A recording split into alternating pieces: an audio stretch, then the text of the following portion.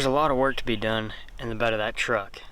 But before we get to that work, I have a very important announcement to make, and this affects, I would say, probably 99% of you. So I find this very important, and I really want you guys to stick around for the first couple minutes of this video as I'm announcing a couple of things. First off, there is a scammer running rampant through my channel. I've put up posts on YouTube, not on an actual video, but I've put a post up, and I was hoping that a majority of you guys would see that post.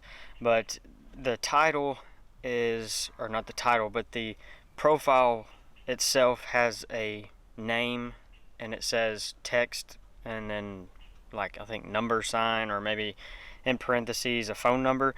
It's a scammer. It's like a computer generated number. That number's not tied to a person. I know of only one person so far, thankfully, because there have been hundreds of you that have emailed me, sent me a message on Facebook, Instagram, so on and so forth, letting me know about the scammer. I really appreciate that.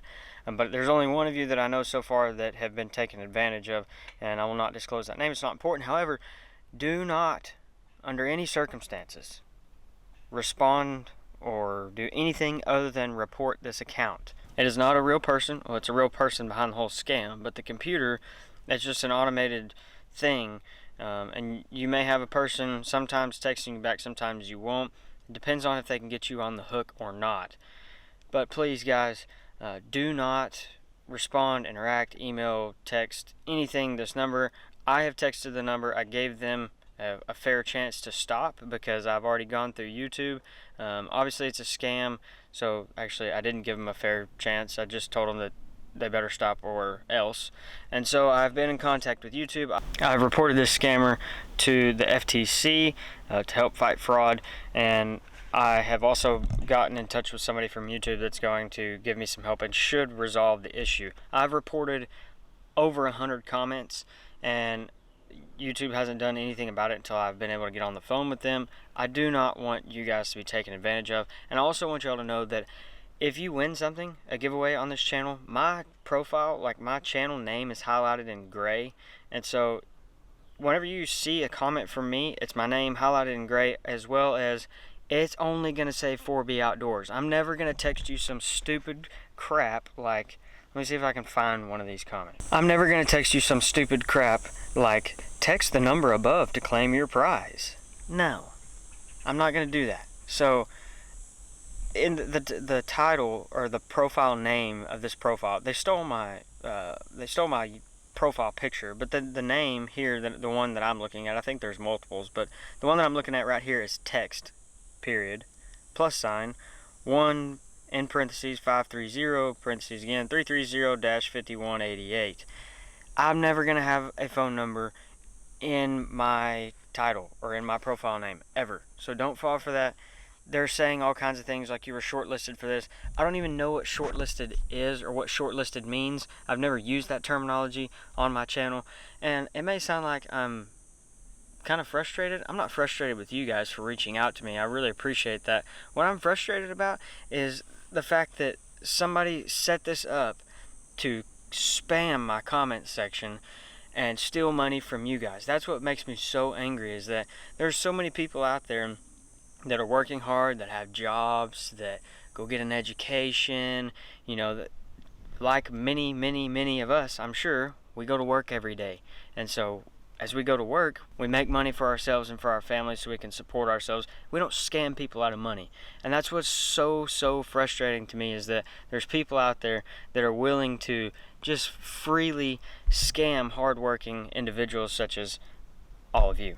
So I'm a little fired up. I'm a little angry. Moving forward, we've got some feeders to fill. We've got some fun things that I can't wait to show you guys. I'm doing something different that I haven't done on this channel in quite a long time. We're going to talk about some deer hunting, and as well as show you one of my new sets, basically. I haven't decided if I'm actually going to put a stand on it or not. I know that I am going to go scout a little area and put up a little protein feeder, throw some protein out, put a new camera up. I'm going to take you guys along for the whole ride and explain to you why I'm doing what it is that I'm doing. But as we're on our way to do that, I want to share the verse of the day with you guys. It comes from 1 Corinthians 10 verse 31. It says, "So whether you eat or drink or whatever you do, do it all for the glory of God." It's amazing how that scripture, that verse, works into what I was just talking about. You know, everybody, for the most part, we go to work, we work hard, we make a living for ourselves, and I know a lot of us, we do it, and we do it in ways that bring glory to God. But scamming people out of money is not one of those things. So there's a quick and easy point, and one thing that you don't want to do, because it won't bring glory to the Lord. Don't steal, don't cheat, don't lie. Go to work, be honest, and in all things, whatever you do, do it all for the glory of God and for the kingdom. Now let's roll. We've got a feeder to fill. We're actually going to probably my favorite set. We're gonna go do it first. I've got a camera to adjust, got to replace batteries, fill the feeder. I've got a couple other feeders that we're gonna go fill as well. After we do that, then we're gonna really get into the kind of the meat and potatoes of this video. I'm not gonna bore you guys with a whole bunch of feeder filling, but I am excited to film what we're gonna be doing here in just a few minutes. This is probably one of my most favorite times of the year, other than it being 102 degrees today, and it has been that way for like the last 60 days. It's been over 100 degrees here in the great state of Texas. It's hot and dry. But this is one of my favorite times of the year because we get to watch the deer put their antlers back on their head, start growing them babies back out, and it's very exciting. How many of you are in the process of setting up, getting ready, preparing for deer season? That's the question. Better start now. Better late than never, because I'm kind of late myself.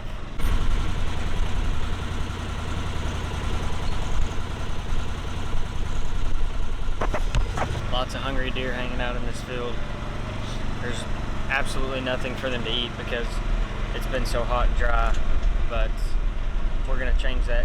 Gotta fill these feeders. I've been running all year. I always run all year, especially in the summertime when it starts getting super late into the summer. Stuff starts burning up, especially if we don't get any rain, and we haven't had any. So we keep feeding these animals, giving them something, because obviously, as you guys can probably tell behind me by looking on the ground right here, it's all yellow and burnt up, and what little bit of green you are seeing is weeds or things weeds and things that they won't eat. So it's sad, but we're gonna make sure they got something to eat, and it gives us a lot of intel as far as numbers go and what kind of bucks we're gonna be looking at for this fall, which I'm very excited about. So pumped for some cooler weather. This 102, 104 plus sunshine, no rain is very old.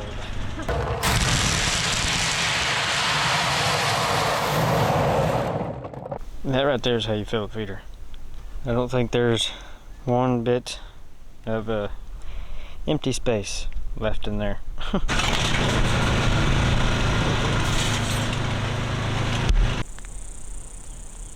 This was my oat field, my oat plot, and there's been some animals coming in and out of here in the last several weeks or several months.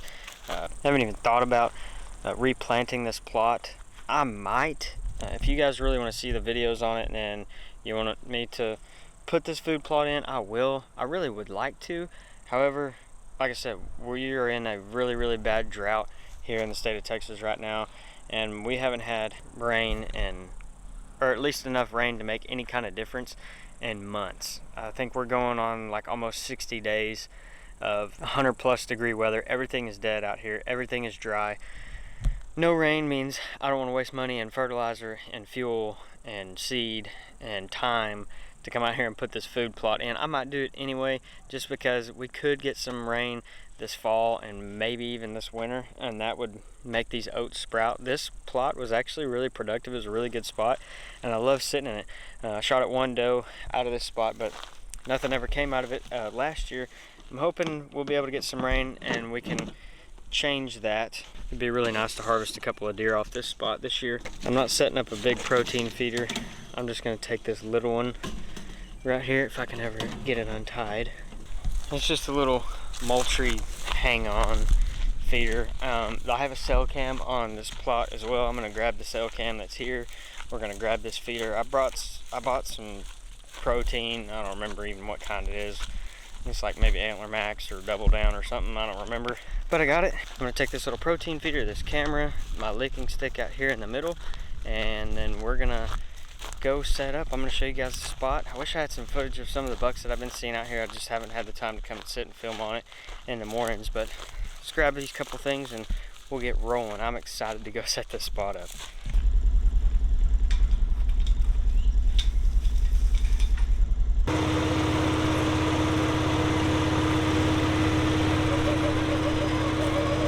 I'm literally so pumped for this, and I'm going to give you guys a little bit of a backstory. So I'm going to show you a spot that I'm going to set up, and this spot isn't going to be something that I hunt all the time, that I'm going to feed all the time, that's going to be part of my normal rotation. I'll never put a feeder here.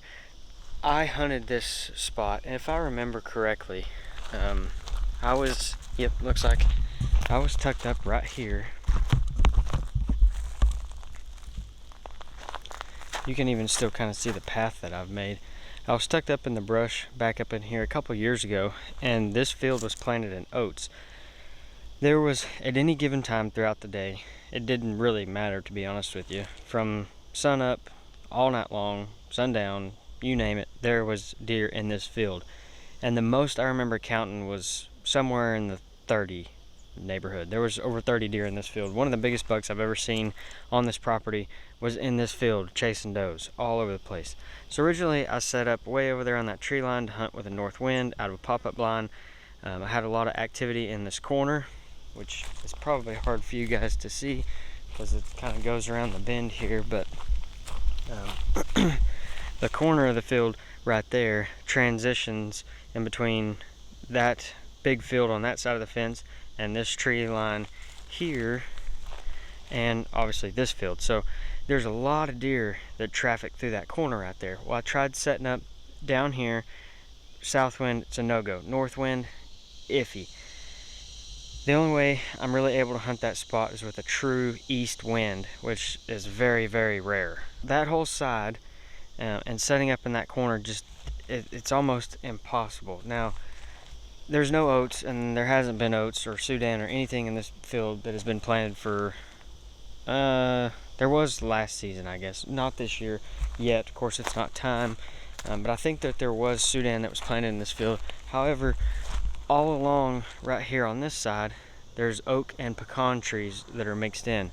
And as you guys can tell, like that pecan tree right there, that I'm kind of circling with my finger, it's hanging over the fence. That's still my property that I lease. On the other side of that fence, there's a creek that runs through there, seasonal creek. All along here, there's pecan trees that drop pecans all on the edge of this field.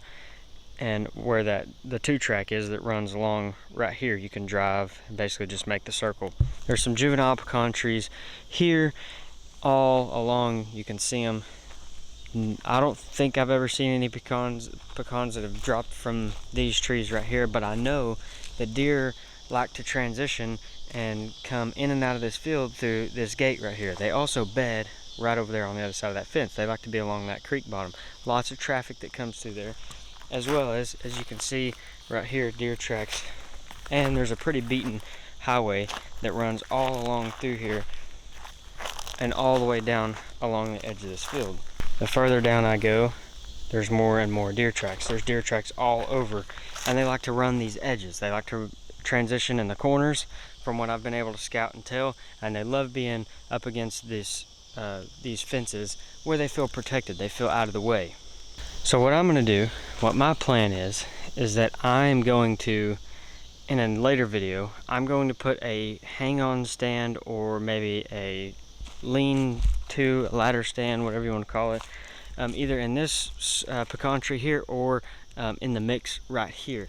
Now what this does for me is this gives me good access from the backside. I don't have a whole lot of deer that cross the fence right along in here, and if they do, and when they do, it's down there. Now I've seen a lot of deer, and specifically some really big bucks, all along from basically here back up in the last couple of weeks. There's been a bachelor group of bucks that have been hanging out right in here, all just in this field in general.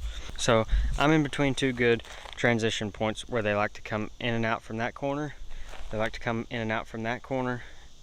They like to run these sides. Big bucks get smart, so they don't want to come to feeders, especially really mature bucks that have been around for some years and they've been shot at before, or been other deer have been shot where they've been standing at the feeder, they get really wise really quick, get off the beaten path. So what I'm doing is I'm going to hunt this field this year, and I'm going to set up here, but I've got many different reasons as to why I'm doing this. Or I should say, I have one key ingredient that a lot of people don't have right now, and that's water. There's a seasonal creek, and there's a river that's right over here that still has water in it. That's why, even though there's not a whole lot to eat for any of these animals in this state, but especially this county, it's because there's deer hanging around because I have water. And then of course the feeders help with that as well. When I'm picking a location, I'm looking for tracks, I'm looking for other food sources, I'm looking for water, I'm looking for transition points, I'm looking for great areas where deer like to hang out. Of course, bedding area is also a great thing to look for. I have great access into this stand, or what will soon to be a stand in this tree. I have great access here as well. That's another big thing for me, is am I going to be able to enter this spot without spooking animals out of a bed? Or am I going to be having to walk down a travel corridor? Am I going to be down one of their trails? There's a lot of different things that go into picking a spot. So what my thoughts are, I'm going to go to this tree right here with the protein tub, and I'm going to go to this tree right here with the trail camera. Let's get set up here. I'm very excited to see how this is going to turn out, and I'm going to do a lot of just looking back and thinking about, where my shot opportunities are going to be, how I'm going to set those up, where my shooting lanes are going to be, so on and so forth. And hopefully this can be a big learning aspect for all of us. I love doing this. Setting up new spots is one of my favorite things to do.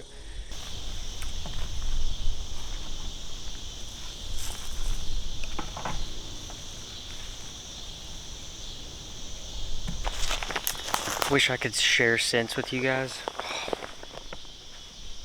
The smell of protein is just... I wish it was a car scent and you could get it on a little dilly and hang it from your mirror. I'd have protein scent in my truck.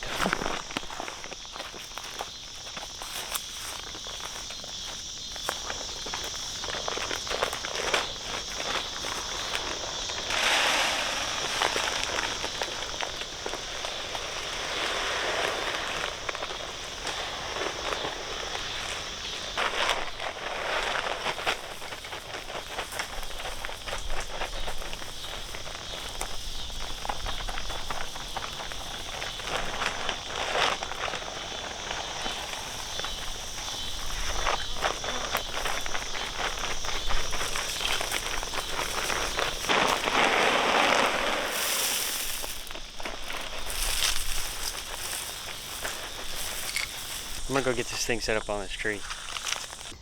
One thing I like about these coverts is it gives you a little live view screen here, so I can see exactly what the camera's looking at. I don't have to wait on a picture or anything. It just shows it to me and I can set up accordingly, make sure that it's the way that I want it to be. I've got a connection success, so I'm gonna flip that over just like that. Close this bad boy up, it's ready.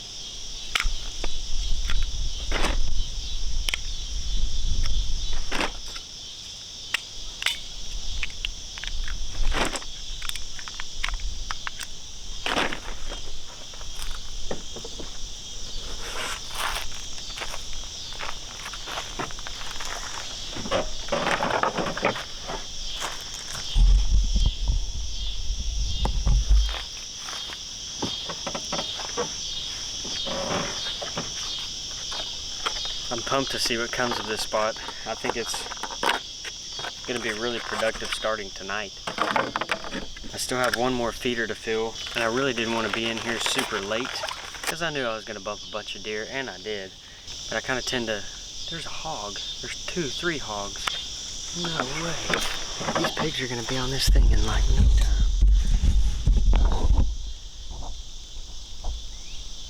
Are you serious? I don't even have my bow. And they have no idea that I'm here.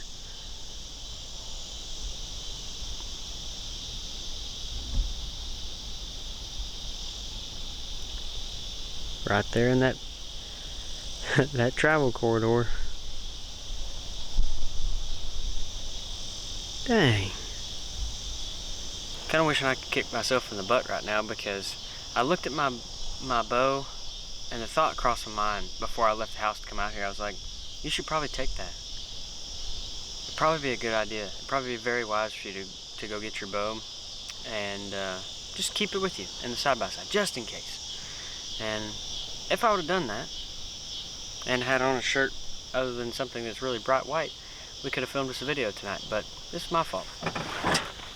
This video is getting long as is, so in the next video when I come to set up either a ladder stand or a hang-on stand of some sort, I'm going to take you guys kind of through some of the steps and some of the things that I'm looking for when I'm setting up an actual stand, not just the location and things like that. I'm basically going to split this video into 2 parts, and we're going to have this portion of it and then the second portion of it about stand location, how to navigate to the stand, choosing the setup in the tree for your stand, reasons why I do things that I do as a bow hunter, and I think it'll be much better that way. Otherwise we're going to end up with like a 30 or 40 minute long video here, because this one is dragging out quite a bit. Once again, I want to remind you guys, do not, please, under all circumstances, do not respond to, do not text, do not do anything with the scammers that's going through the channel right now. If it is not 4B Outdoors is the profile name, it is not me. They've stolen my profile picture. Like I said, I'm in the process of getting them exterminated from the channel completely, and I hope that'll be very, very soon. Thank you to all of you who reached out and who have been in touch with me about the issue that's been going on. I really do appreciate it. You guys are awesome. Thank you so much for watching, and I'll see you in just a few days.